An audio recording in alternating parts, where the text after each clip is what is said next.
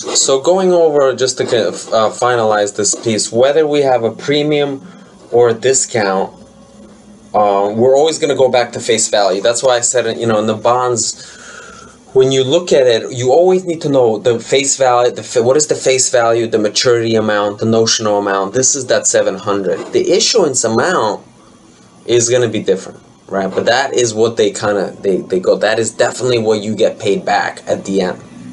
So between the time, also, what's the maturity date, what's the issuance date, between Jan 1, 2018 and December 31, 2020, whether it was a discount or a premium, you're going to amortize that premium down to 700, or basically they call accrete this discount up to 700. So the carrying value, wherever it started, you look on your Excel, whether this started below or it started above, through this process of amortization of discount or premium, it's going to end up at par, right? And that is the whole concept here. So the other piece I want to go over, you'll see this as well in the homework in this session, is the partial dates. This is because it's very applicable. So let's go through the example.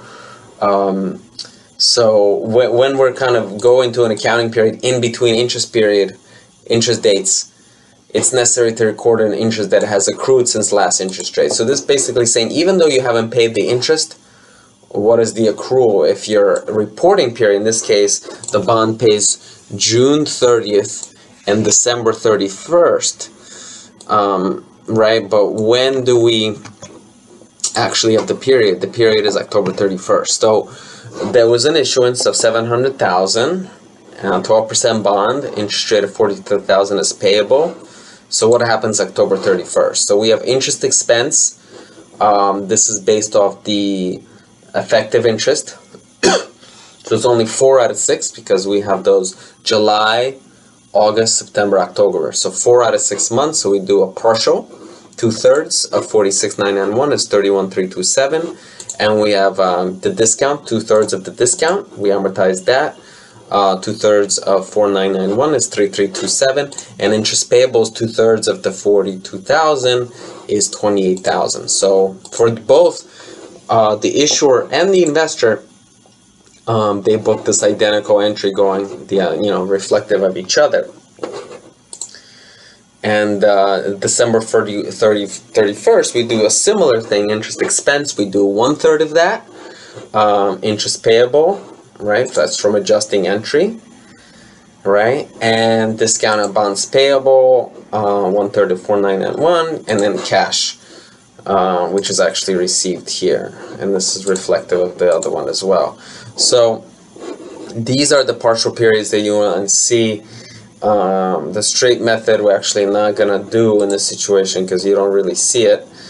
And just to summarize, in terms of bonds, this is how we do the entry.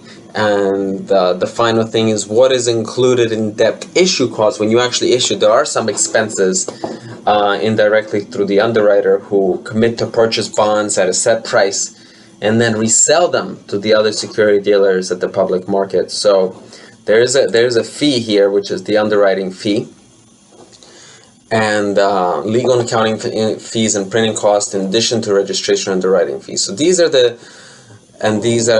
fees can be basically going to a single investor. Okay, the issuing company incurs only issue fees.